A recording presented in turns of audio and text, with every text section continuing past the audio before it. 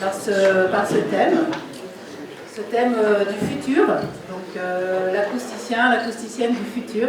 Donc on va vous restituer, c'est dans le cadre du groupe de travail formation au sein du GIAC, puisque l'un de nos enjeux c'est le recrutement, qui passe par l'intégration de jeunes dans nos bureaux d'études. Et donc là, on s'interroge sur la formation, comment les former, est-ce que c'est via les écoles, est-ce que c'est dans nos bureaux d'études, comment ça se passe, quel format, technicien, ingénieur, alternance ou pas alternance, master, etc. En plus maintenant il y a plus le DUT, il y a le but, enfin voilà. Donc on se pose plein de questions et on passe à l'action, donc on va vous expliquer comment. Puisque effectivement, donc on l'a vu ce matin, notre métier mérite d'être encore connu, bien que nous connaissions une croissance remarquable. Au départ, on est très peu nombreux. Donc, le tout premier acousticien, René Gamba, il y a longtemps, maintenant on n'est plus seul sur Terre. Et nous connaissons donc source d'une enquête qui a été réalisée, on ne peut pas les réaliser toutes les années, mais en tout cas on est sur une courbe de croissance en termes de ressources humaines de 7 à 15%. Voilà, c'est aussi un peu difficile à estimer puisque il y a des acousticiens, pas que dans les bureaux d'études, mais aussi dans l'industrie qui font de la recherche. Donc voilà, donc l'enquête montrait en tout cas une forte croissance et une forte connotation ingénieur. Et ingénieur, effectivement, j'ai pas mis de E parce qu'on est encore trop peu nombreuses, bien que nous soyons plus nombreuses que dans d'autres domaines techniques. Voilà, donc une croissance remarquable, une couverture sur tout le territoire, donc partout normalement où on va dans un département, on doit rencontrer un acousticien. Donc là j'ai mis simplement les sièges sociaux, donc là je parle bien des bureaux d'études. Bien sûr, c'est proportionnel à la population aussi, puisque c'est bien l'homme qui crée du bruit, hein, donc voilà, l'homme ou la femme qui crée du bruit, et donc proportionnel à la population, au transport, etc. On l'a vu ce matin. Pour vous présenter déjà concrètement les actions que nous avons menées dans les écoles, et ce n'est pas fini puisqu'on voudrait renforcer encore, on a plein d'idées avec Laetitia et puis le groupe de travail de formation. On est déjà assez nombreux à donner des cours d'acoustique, faire des interventions auprès des jeunes. Donc ça c'est bien et à ce titre, j'encourage chacun d'entre vous, si vous ne l'avez pas fait, de vous rapprocher de l'école, de l'IUT, de mesures physiques surtout. Il y a des licences aussi mathématiques, physiques qui peuvent faire objet d'acousticiens du futur. Et puis après, forcément, les universités comme Le Mans, à Lyon, la Sorbonne sont déjà bien fléchées, elles ont déjà une notoriété acoustique. Mais voilà, dans le cadre de nos recrutements techniciens, il y a les buts qui vont bien. On est de plus en plus présents lors des forums des métiers. Et puis, grâce à cela, nous pouvons diffuser tous les supports de communication qui ont été créés depuis ces années avec le groupe communication, là, donc Karine, et puis tous ces confrères, consoeurs qui travaillent à cette communication que nous devons maintenant diffuser largement. Et de plus en plus, nous intervenons aussi sur des événementiels à grande échelle, et voilà, la semaine du son, le congrès français d'acoustique à Marseille, voilà, nous étions présents et là nous avons pu être présents sur la longueur sur 3 jours, donc c'était un beau travail d'équipe. Et puis aujourd'hui, voilà, nous avons organisé une table ronde avec deux jeunes, tout jeunes acousticiens, tout frais moulus. C'était important pour nous de faire parler de ces jeunes, parce que nous, on va les chercher, mais voilà, d'avoir leur vision du métier. Et d'ailleurs, à ce titre, l'intervention d'aujourd'hui sera rediffusée en replay dans les écoles. Voilà, on s'adressera aux profs pour qu'ils la diffusent, aux professeurs d'acoustique, pour qu'ils la diffusent dans leur classe.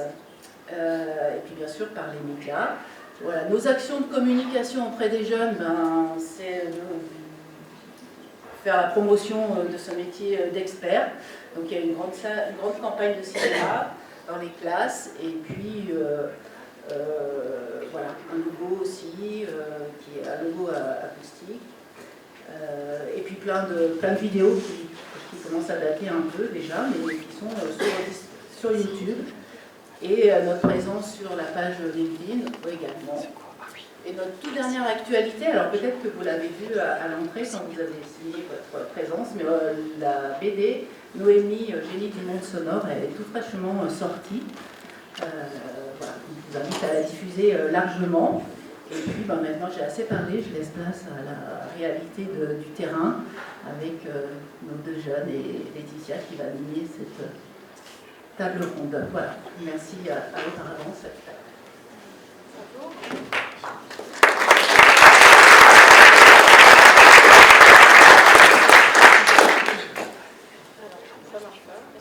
Appuyer sur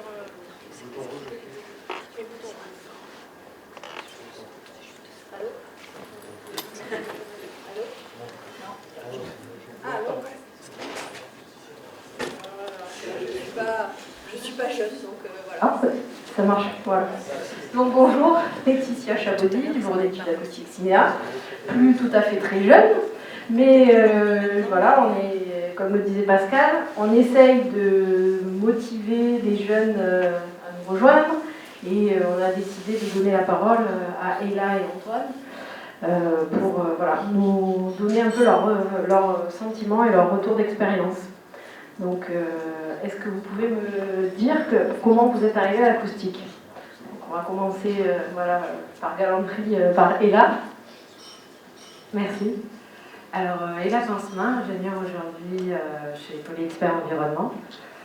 Donc, malgré le fait que j'ai toujours été attirée par la physique du son, j'ai commencé assez tard à m'y intéresser au point de vue acoustique. Donc, j'ai effectué une formation en ingénieur structure bois à l'École supérieure du bois de Nantes, que j'ai finalisé. Et ensuite, j'ai eu l'opportunité d'effectuer un stage de fin d'études dans un bureau d'études acoustiques, ce qui m'a mis un peu le pied à l'étrier et qui m'a convaincue, on va dire, de continuer sur cette voie. Et j'ai ensuite intégré l'université du Mans, donc le master acoustique, pour faire une deuxième année ensuite en alternance et aujourd'hui être officiellement ingénieure acousticienne. Bonjour, moi c'est... Ah mais il n'aime pas les barbules. Ah mais les low batteries, ouais, c'est que ça... C'est pas grave, pas besoin de micro. Vous m'entendez au fond? Oui. Magnifique. Oui. Donc je suis Antoine Thomas, je suis acousticien chez Cinéa depuis bientôt 2 ans maintenant. Donc je suis encore un petit bébé de l'acoustique. Moi j'ai toujours été passionné par la musique et en général le son et le bruit. Donc après une licence de physique, je me suis orienté vers le master d'acoustique de l'université Pierre et Marie Curie, qui est maintenant appelé Sorbonne Université. J'ai pu avoir l'honneur d'étudier avec Jean-Dominique Pollack qui est présent aujourd'hui. J'ai fait donc un M1 assez généraliste et en M2 je me suis orienté vers l'acoustique architecturale parce que c'est un domaine qui m'a beaucoup plu, d'être en interface avec plusieurs domaines, de pouvoir allier l'esthétisme et le confort auditif. Et après un stage également de 6 mois dans un autre bureau d'études, j'ai été embauché donc chez Cinéa il y a maintenant bientôt 2 ans. Donc dans quel type de bureau d'études est-ce que tu peux expliquer quel est le type de bureau d'études de Cinéa et Polyexpert? Donc chez Cinéa, on travaille plus en rénovation, surtout en rénovation, on fait aussi du neuf. Nos affaires, ça va un peu du logement au bureau, en passant par les hôtels particuliers, des fois des édifices culturels avec des musées, mais on travaille surtout en rénovation et un tout petit peu de bois, mais sinon on fait de tout, surtout dans la rénovation et un tout petit peu de neuf également. Et chez Polyexpert, une spécialité? Alors on est un bureau d'études pluridisciplinaire, on fait donc de la thermique, de la biodiversité, de l'acoustique. Pardon. On est un bureau d'études pluridisciplinaire, donc on fait de la thermique, de la biodiversité, de l'environnement et donc de l'acoustique. On travaille donc sur tout ce qui entoure le bâtiment et on va avoir on travaille en particulier sur les logements, mais on fait également du tertiaire, donc des bureaux, des établissements scolaires, un peu tout, donc de la conception à la réception du bâtiment. Donc à destination des étudiants qui nous regarderont, vous pouvez voir que voilà, l'acoustique est quand même... Les bureaux d'études acoustiques ont une plage assez variée de types de bâtiments. Et donc, est-ce que tu peux nous parler d'un projet qui t'a pas particulièrement inspiré, sur lequel tu as travaillé? Oui, alors je pense particulièrement à un projet où je travaille encore parce qu'on est encore en phase conception. Donc on est sur un projet entièrement en structure bois CLT, donc de plateau de bureau, et qui est à 1 mètre, 1 mètre 50 d'un périphérique, évidemment. Donc là on a une grosse contrainte au niveau de l'acoustique extérieure et on est sur des grandes façades vitrées, en gros poteau structure bois CLT, et sur des plateaux de bureaux qui vont être modulables. Donc là, on a une contrainte acoustique due aux différentes organisations qu'on va avoir des bureaux et des cahiers des charges assez particuliers, on va dire, des repreneurs. Donc, et de la contrainte, on va dire, au niveau de la complexité du matériau bois, au niveau de l'acoustique, la transmission vibratoire et des basses fréquences surtout. Ouais, on a vu que c'était tout un sujet, le bois. Voilà. Et toi, Antoine, un projet qui t'a inspiré?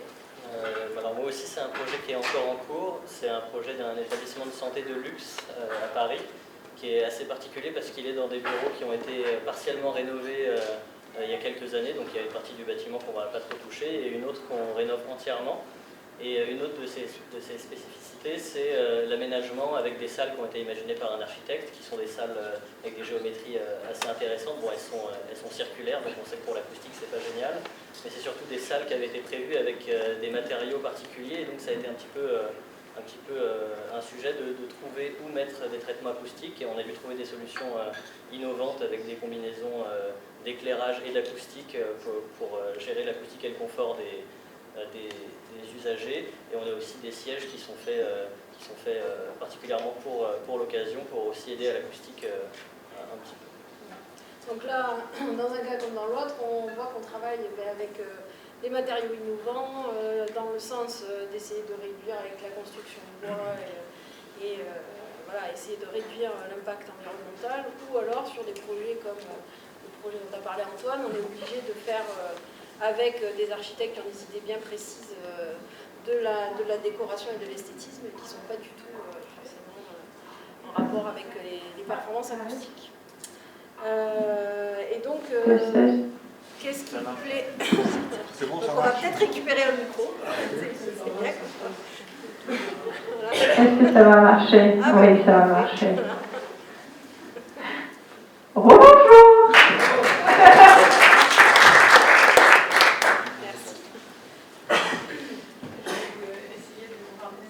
D'accord. Ok. Alors donc, est-ce que tu peux nous dire, Antoine, ce qui te plaît particulièrement dans ton métier? Oui, alors moi c'est assez simple, j'adore le relationnel qu'il y a avec le métier d'acousticien. On est amené à parler avec des gens d'univers très différents, on doit parler avec nos collègues qui sont acousticiens aussi, mais aussi avec les ingénieurs structure, les ingénieurs fluides, les architectes, les clients parfois. Et du coup il faut savoir faire l'interface entre tout ce beau monde et réussir à discuter avec tout le monde et à les comprendre et surtout à se faire comprendre. Moi c'est quelque chose qui m'intéresse beaucoup avec notamment les visites de chantier qu'on fait souvent en suivi de chantier où on peut discuter des problématiques.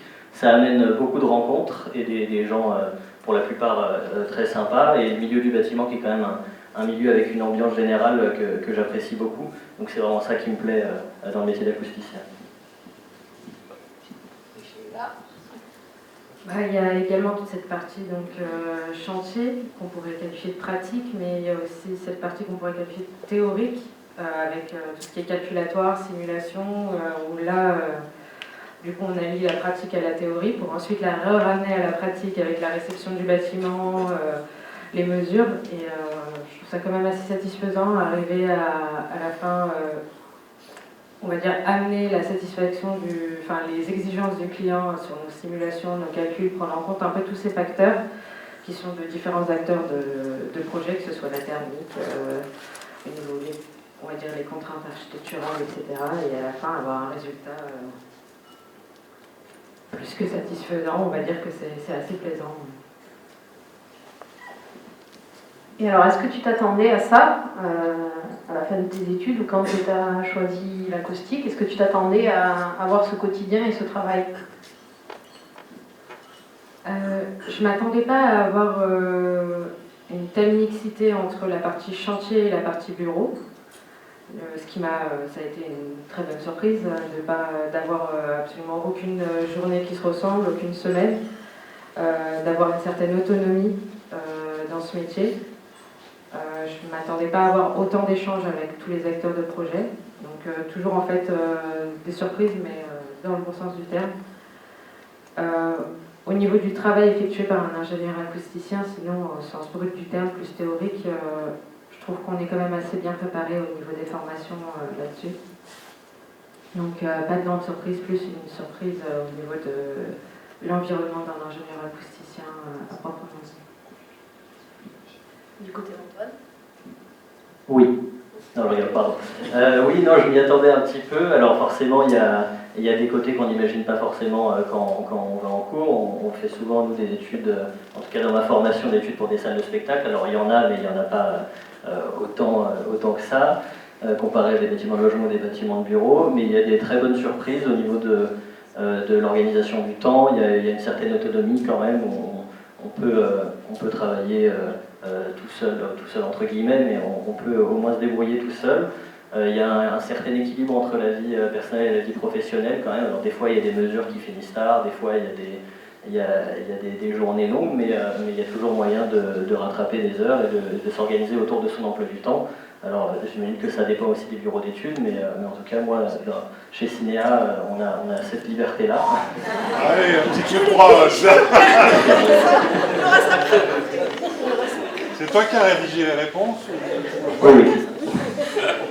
Mais non, du coup, oui, c'est à peu près ce à quoi je m'attendais, mais je m'attendais quand même pas. On a quand même un travail qui est assez épanouissant, je trouve. C'est vrai que, comme disait Léla, d'avoir le projet fini, le produit à la fin qui est terminé, c'est toujours épanouissant, et de savoir qu'on aide un petit peu les gens à notre manière, c'est quelque chose qui m'a beaucoup plu et dont je ne m'attendais pas forcément pendant ma formation.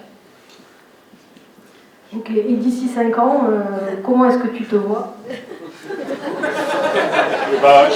Chez quelqu'un d'autre, déjà. Donc déjà, j'aurais eu ma prime pour ma participation. Je suis pas à la retraite encore. Mais non, je me vois toujours acousticien et toujours si possible chez Cinéa. Je m'imagine surtout que le métier d'acousticien va évoluer en lui-même, qu'on va devoir évoluer autour de lui. Donc là, on a vu depuis ce matin quand même les matériaux biosourcés, l'avènement un petit peu du développement durable, et l'acoustique en général, qui quand même semble être un sujet qui préoccupe de plus en plus, le Covid ayant finalement aidé au moins là-dessus. Donc moi, je m'imagine toujours faire ce métier, et je pense que le métier aurait évolué un petit peu, peut-être au niveau des réglementations aussi, mais c'est quelque chose que j'ai hâte de voir. Et là, c'est vrai que je vais un peu répéter tout ce qu'Antoine a dit. Pour le coup, ça va pas être très original. Mais peut-être plus avoir une certaine diversité au niveau des projets dans 5 ans. Et avec un bagage technique, peut-être travailler aussi avec des matériaux... bon, on a déjà beaucoup de matériaux innovants, mais en tout cas travailler plus avec ça. Enfin, c'est vrai qu'on les retrouve un peu moins sur les chantiers encore aujourd'hui. Donc je pense que c'est assez complet. Et donc, du coup, pour résumer, si vous aviez à résumer votre métier d'acousticien en 2 mots, qu'est-ce que tu pourrais en dire? 2 mots, pas plus. Et les mots composés, ça compte. Si tu peux. Je dirais autonomie et travail varié, enfin, pas de monotonie, on va dire, au niveau du quotidien. Bon, un petit peu pareil, mais je vais devoir en trouver 2 autres du coup. Donc, moi je dirais le travail d'équipe dont j'ai parlé tout à l'heure quand même. Il faut quand même savoir travailler en équipe pour être un bon acousticien, et ensuite le relationnel et savoir communiquer tant à l'écrit que à l'oral. Voilà, donc pour la salle, vous avez, on vous explique, voilà, il reste 5 minutes, donc on va être pile poil dans le timing, comme ça on ne prendra pas de retard. Voilà, cette intervention elle était à destination de la salle, mais également à destination des étudiants qui vont nous regarder par la suite. J'espère que Ella et Antoine vont vous donner l'envie de rejoindre des formations en acoustique et de venir travailler avec nous en bureau d'études, parce que c'est vraiment, je pense, du coup varié. Vous pourrez trouver un bureau d'études qui attend, puis voilà, certains travaillent sur l'acoustique des salles, l'environnement, l'industrie. Là vous avez vu plutôt la partie bâtiment, mais c'est un domaine très vaste, toujours en évolution, Vraiment intéressant, on recrute, on est des gens sympas, on peut dire. Voilà. On organise des événements sympas, voilà. Donc voilà, n'hésitez pas à venir rejoindre des formations, poursuivre vos études dans l'acoustique et postuler pour des stages ou des emplois dans nos bureaux d'études acoustiques. Voilà.